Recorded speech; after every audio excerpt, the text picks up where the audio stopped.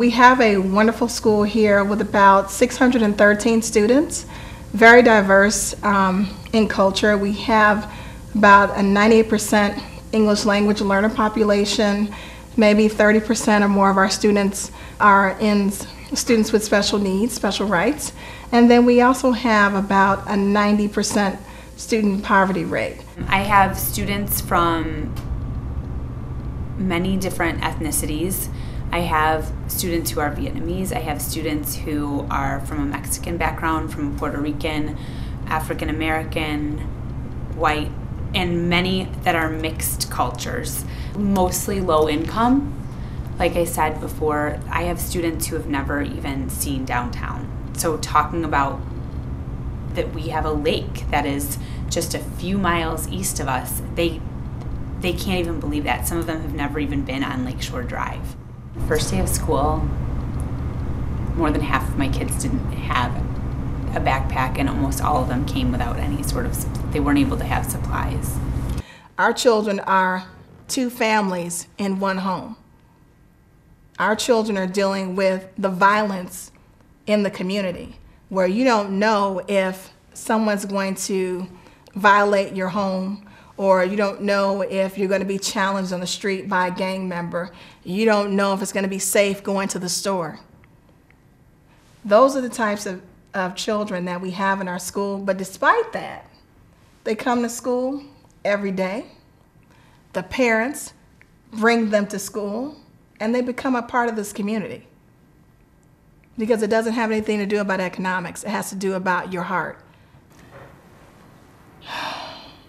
It's really painful because we're not looking at our children as individual children. We're looking at our children as statistics.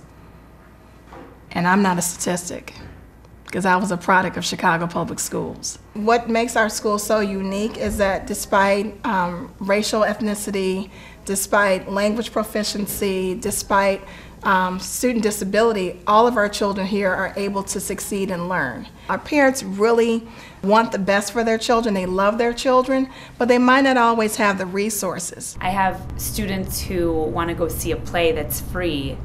It's on the weekend, and they don't have the access to go to that place unless there's a bus that's being provided for them. One of the things that I recognize through this program and through this process of developing the partnership is the importance of the relationships that establish themselves throughout it. The thing that I mostly like about Anna is that she's really helpful in my work. With her help, I can actually understand better my work, and it's more clear to me. I think she's like the best. We mostly talk about my work, but if I get done with it, she helps me in subjects I don't know, or we can just talk a little, like about what's happening in our lives. She's like a sister to me. And I knew that she was always appreciative of me being there and helping her with her homework and stuff, but I never really knew how much I meant to her.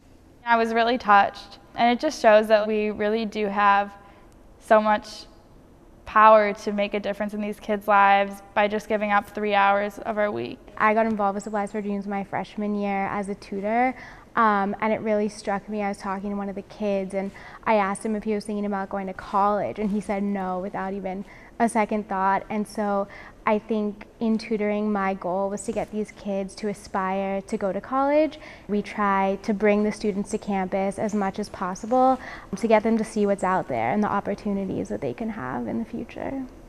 I really want to go to college because I want to succeed, learn a lot more. I want to experience it. What is it like? How is the life there? And going to Northwestern on a school field trip really inspired me to go there. One of the biggest things that Supplies for Dreams tries to do is to get students to believe in themselves and their ability. And I think in order to do that, you need to build a connection. This girl lives in a one-bedroom apartment with her family and her older sisters, can have someone to look up to and have something to aspire to and have something that really brightens her week. I think a lot of the students come from families where no one's gone to college. And so I think we serve as role models to them. They feel like they can confide in us. We serve as that push to get them thinking about it in the first place. This is what we want for you. We want you to know that this is in your future. Children can't be what they don't see. And so having our children put a face to what their future could be, their positive future, will be all the difference in the world. Don't give up on our children. Give our children the support and the tools they need to be successful. I think what's out there is my future. It's like the best thing that's ever happened to me.